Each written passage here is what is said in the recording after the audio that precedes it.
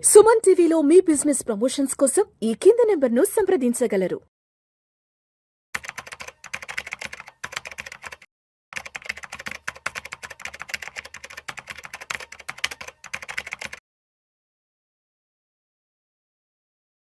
చక్రధర్ గారు నమస్తే సార్. నమస్తే అండి. చక్రధర్ గారు, నిన్న మీరు ఒక ఆర్టికల్ ఏదో పంపించారు నాకు, ఏదో గోల్డ్ మానిటైజేషన్ స్కీమ్ అంట. అంటే ఇంట్లో ఖాళీగా ఉండే బంగారం పైన ఆదాయాన్ని వెతుక్కోవడం, ఆదాయాన్ని ఆర్జించడం అంటూ కూడా ఏదో ఒక ఆర్టికల్ పంపించారు. ఏంటి అసలు ఈ గోల్డ్ మానిటైజేషన్ స్కీమ్ అంటే ఏంటి? ఇంట్లో ఖాళీగా పడి ఉన్న బంగారం మీద ఏదైనా ఒక ప్యాసివ్ ఇన్కమ్ లాగా సంపాదించడం ఏంటి అసలు? నాకు అర్థం కాలే ఈ స్కీము. ఇది ఏం స్కీమ్ మంచిదేనండి. యాక్చువల్గా చెప్పాలంటే ఇందులో కొన్ని ప్లస్ పాయింట్లు కొన్ని మైనస్ పాయింట్లు ఉన్నాయి. యాక్చువల్గా గోల్డ్ అనేది ప్రపంచవ్యాప్తంగా 100% తీసుకుంటే 20% వాడేది మన ఇండియన్సే. అంటే మన ఇండియాలోనే 20% గోల్డ్ ఉంది ప్రపంచవ్యాప్తంగా. అంటే చూడండి అంత డిమాండ్ ఉందో మన ఇండియాలో. ప్రతి సంవత్సరం కూడా కొన్ని టన్నులు మనం ఇంపోర్ట్ చేసుకుంటున్నాం. సో ఎప్పుడైనా గోల్డ్ని ఇంపోర్ట్ చేసుకుంటున్నామంటే మనం దాన్ని పేమెంట్ డాలర్లో చేయాలి. సో దానివల్ల ఏమవుతుంది, డాలర్కి ఎప్రిషియేట్ అవుతుంది, డాలర్ రోజు రోజు పెరిగిపోతుంది, మన రూపాయి కరెన్సీ తగ్గిపోతుంది. సో కాబట్టి మనం ఇంపోర్ట్ చేసుకుంటే గోల్డ్ని కొంతవరకైనా తగ్గించాలి అన్న ఉద్దేశంతోనే మన గవర్నమెంట్ ఈ మానిటైజేషన్ స్కీమ్ని లాంచ్ చేసింది. అయితే మనకి అన్ని ప్రైవేట్ బ్యాంక్స్ కానివ్వండి, నేషనలైజ్డ్ బ్యాంక్స్ కానివ్వండి, అన్ని చోట్ల ఇలాంటి స్కీమ్ అయితే అవైలబిలిటీలో ఉంది, ఎప్పటి నుంచోనే ఉందండి. దీని మీద అవేర్నెస్ లేదు పబ్లిక్కి. కొంచెం చెప్తాను ఎందుకో. ఇప్పుడు చూడండి, సపోజ్ మన దగ్గర ఒక గోల్డ్ ఉంది అంటే, గోల్డ్ మనం కొనుక్కున్న గోల్డ్ కావచ్చు, లేదా మన పూర్వీకుల నుంచి తరతరాలుగా వస్తున్న గోల్డ్ కావచ్చు. అంటే ఆ రోజుల్లో దిద్దులు కానివ్వండి, కమ్మలు కానివ్వండి, గాజులు కానివ్వండి, ఇట్లాంటివన్నీ కూడా ఉంటుంది సాధారణంగానే. సో ఇప్పుడు చూస్తే చాలా మందికి, ఎందుకంటే మన పెళ్ళిళ్ళకి కంపల్సరీ బంగారం పెట్టాలి అన్న ఒక ఆనవాయితీ అయితే ఎప్పటి నుంచో వస్తుంది. అప్పట్లో ఎందుకు వచ్చిందంటే ఈ ఆనవాయితీ, కొత్తగా పెళ్ళైన వాళ్ళకి అప్పుడంటే ఇప్పుడు జాబులు, కానీ ఆ రోజుల్లో ఏంటంటే అందరికీ వ్యవసాయం మీద ఆధారపడేవాళ్ళు. సో వ్యవసాయం ఒక సంవత్సరం బాగుంటుంది, ఒక సంవత్సరం బాగుండదు. సో కొత్తగా మనం పెళ్లి చేస్తున్నాం మన పిల్లలకి, లేకపోతే వాళ్ళ వ్యవసాయంలో ఏదైనా నష్టం వచ్చినా, ఆర్థికంగా ఇబ్బంది వస్తే గోల్డ్ అనేది వాళ్ళ దగ్గర ఉంటే ఎమర్జెన్సీలో దాన్ని కొంతకాలం క్యాష్ లిక్విడ్ గా మార్చుకుంటారు. ఏదైనా సరే వాళ్ళ వ్యవసాయం అవసరాలు తీసుకుంటారు. అలాగే మనకి హెల్త్ కూడా, అప్పట్లో అనారోగ్యం వచ్చిన, జాండీస్ వచ్చినా కూడా మనిషి ఉంటాడో తెలిసింది. సో అట్లాంటి ఏదైనా సందర్భాలు వచ్చినప్పుడు గోల్డ్ ఆదుకుంటుంది అనే ఉద్దేశంతోనే పెళ్లిలో ఎంత గోల్డ్ పెడుతున్నారు, గోల్డ్ పెట్టాల్సిన టైం వచ్చింది, పెళ్లిళ్ళు పెట్టాలి అని చెప్పి ఒక అటించి కానివ్వండి, ఇటించి కానివ్వండి గోల్డ్ పెట్టేవాళ్ళు. సో అట్లా ఏంటంటే మనం సొంతంగా బిజినెస్లో కానివ్వండి, వ్యాపారాల్లో కానివ్వండి, లేకపోతే మన ఆర్థికంగా ఎదిగి మనం కొనుక్కున్న గోల్డ్ ఒక గోల్డ్ అయితే, అలా పూర్వీకుల నుంచి తరతరాలుగా వస్తున్న గోల్డ్ కూడా ఒక గోల్డ్ ఉంటుంది. ఆస్తి పంపకాల్లో గోల్డ్ కావచ్చు. సో అట్లాంటి గోల్డ్లో ఏంటంటే మనం హ్యూజ్గా, అంటే మనకు తెలియదు, మన మొత్తం భారతదేశంలో హౌస్ హోల్డ్ దగ్గర ఉన్న గోల్డ్ ఎక్కువ.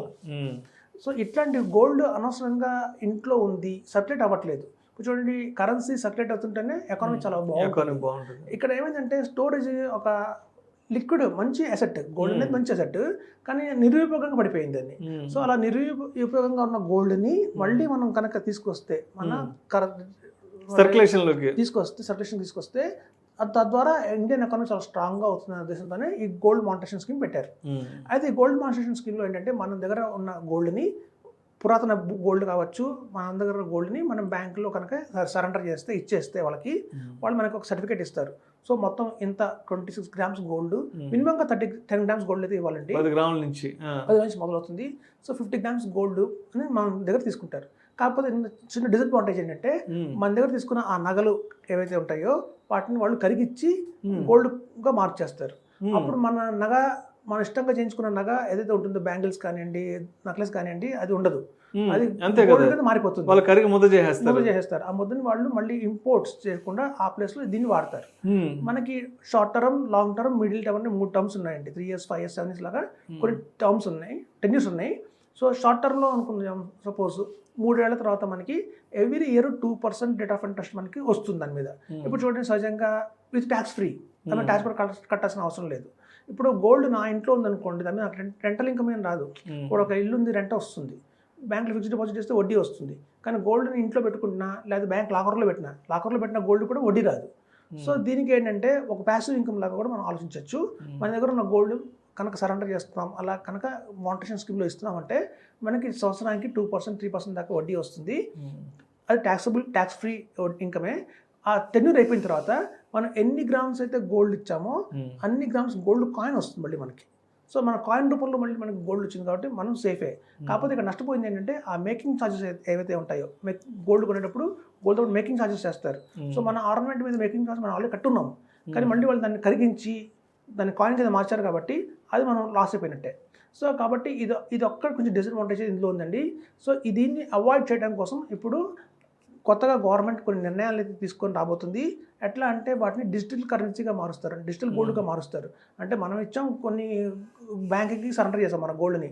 ఇప్పుడు రాబోయే రోజుల్లో మన గోల్డ్ని యాస్టీస్గానే ఉంచి ఆ గోల్డ్ వాల్యూని ఎలా ఉందో అంత వాల్యూ డిజిటల్గా మార్చి ఆ డిజిటల్ ట్రాన్సాక్షన్స్ చేసుకోవడానికి ఎలా ఉందో ఆలోచిస్తున్నారండి. తద్వారా ఏంటంటే కొంతమంది మొగ్గు చూపిస్తారు, ఓకే మన గోల్డ్ ఆర్నమెంట్ చెడిపోవట్లేదు కదా అన్న థాట్ వచ్చినప్పుడు ఇంకా ఎక్కువ మంది కూడా మొగ్గు చూపించడానికి అవకాశం ఉంది. ఇట్లాంటిది మంచి స్కీమ్ ఇది. సో గోల్డ్ మానిటరీ స్కీమ్ అంటే అదేనండి. మన దగ్గర అన్నెసరీగా ఉన్న గోల్డ్ అంటే వాడకంలో ఉన్న లేని గోల్డ్ ఇప్పుడు చూడండి, చాలా మంది దగ్గర 10 గ్రాములు ఉంటుంది, 15 గ్రాములు ఉంటుంది. ఒక పెళ్లికి వెళ్ళినప్పుడు మన దగ్గర ఉన్న 10 నెక్లెస్లు వేసుకుపోం, ఒక నెక్లెస్ వేసుకుపోతాం. రిమైనింగ్ 9 నెక్లెసెస్ మీద మనకి పెద్ద ఏమీ యూజ్ ఉండదు. సో అట్లాంటివన్నిటి కూడా కనుక నిర్ణయం తీసుకొని కొంత మాత్రం గోల్డ్ కనుక మనం గోల్డ్ మానిటరీ స్కీమ్లో పెట్టుకుంటే అది మంచిదేనండి. ఇప్పుడు చూడండి, మన గ్రాండ్ మదర్ బ్యాంగిల్స్ వచ్చాయనుకోండి వంశపారంపర్యంగా, ఆ బ్యాంగిల్స్ అన్ని పాత ఓల్డ్ మోడల్ బ్యాంగిల్స్, అట్లాగా మనం వాటిని వాడాం. అట్లాగా మనం ఇప్పుడు చూడండి, మన బయట మార్కెట్లో గోల్డ్ షాప్కి వెళ్తే కనుక ఈ ఎక్స్చేంజ్లో గోల్డ్ ఎక్కువ ఇస్తారు. ఎక్కువ సహం మంది కొత్త కొనుక్కునే వాళ్ళు ఉంటే సహాన్ కంటే ఎక్కువ మంది పాత బంగారాన్ని మార్చి కొత్త బంగారం తీసుకునే వాళ్ళే ఉంటారు. అంటే అర్థం ఏంటంటే ఈ ఆ పాత బంగారం వాళ్ళకి ఇష్టం లేదనే కదా అర్థం. సో అట్లాంటి ఇష్టం లేని గోల్డ్ డిజైన్స్ కావచ్చు అన్నీ కూడా మానిటరీ స్కీమ్లో కనుక పెట్టుకుంటే మనకి ఇన్కమ్ కూడా వస్తుంది. తద్వారా ప్యాసివ్ ఇన్కమ్ వస్తుంది. సో మనకి 2%, 3% అనేది మంచి ఇన్కమే, ట్యాక్స్ ఫ్రీ ఇన్కమ్. అంటే ఒక సేవింగ్స్ బ్యాంక్లో ఉన్న 3% వస్తుంది మనకి, FDSలో 6% వస్తుంది. అక్కడ ట్యాక్స్ కట్టాలి, ట్యాక్స్ కట్టక్కర్లేదు. సో తద్వారా ఆలోచించుకుంటే ఇది కొంచెం మంచి ఆప్షన్ అండి. అన్నెసరీగా ఉంచుకుంటే గోల్డ్ కనుక ఇట్లా ఉంటే ఇస్తే మాత్రం మానిటరీ స్కీమ్ పెడితే మాత్రం ఇది రాబోయే రోజులు అది ఎకానమీకి మంచిదే, ఇండియన్ ఎకానమీకి మంచిదే, మనకి మంచిదే. ఇప్పుడు చూడండి, ఒకప్పుడు వారం ఎలా జరిగేదంటే ఇద్దరు బాంబులు వేసుకోను లేకపోతే గన్ పట్టుకుని షూట్ చేసుకుంటూ వెళ్తేనే యుద్ధం. కానీ ఇప్పుడు ప్రపంచవ్యాప్తంగా అలా జరగట్లేదండి. ఒక కంట్రీని ఆర్థిక పరంగా కూడా కింద పడేయచ్చు. ఇది ట్రేడ్ వార్, ఇది ఒక అనుకోవచ్చు మనం. ఇట్లాంటి వార్లో ప్రతి ఒక్కళ్ళు సోల్జర్స్ లాగా మనం బిహేవ్ చేయాలి.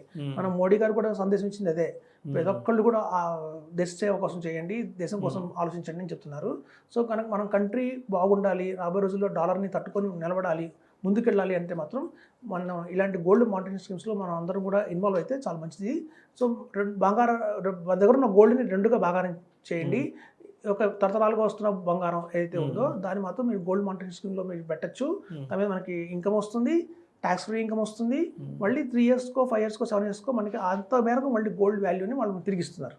సో అది మంచి. బట్ ఇక్కడున్న పెద్ద డ్రాబ్యాక్ ఏంటంటే మనం ఆర్నమెంట్గా ఇచ్చిన బంగారాన్ని వాళ్ళు కరిగించేస్తారు. ఇప్పుడు 3-4 ఇయర్స్ తర్వాత మళ్ళీ మన ఆర్నమెంట్ మనకు కావాలంటే మన ఆర్నమెంట్ రూపంలో ఉండదు, ఏదో ఒక గోల్డ్ కాయిన్ ముద్ర రూపంలో అయితే ఉంటుంది. ముద్ర రూపంలో ఉంటుంది. ఇంకోటి కూడా ఆలోచిస్తే మనకి ప్రతి 3-4 ఇయర్స్కి ఫ్యాషన్స్ మారిపోతున్నాయండి. ఇవాళ మనం అనుకుంటున్న మంచి డిజైన్ ఇష్టపడి చేయించుకునే డిజైనే, కానీ 3 ఏళ్ళ తర్వాత చెప్పలేము, ఇది మన ఓల్డ్ అయిపోవచ్చు, ఇది ఇంకో మంచి డిజైన్ రావచ్చు. సో కాబట్టి మనం ఆ డిజైన్స్ మీద మనం మొగ్గు పెట్టుకోకుండా మార్చుకుంటుంటే మాత్రం అది మంచిదేనండి, మంచి ఆప్షన్ అది. Thank you sir, thank you so much Chakradhar గారు. థ్యాంక్స్ అండి.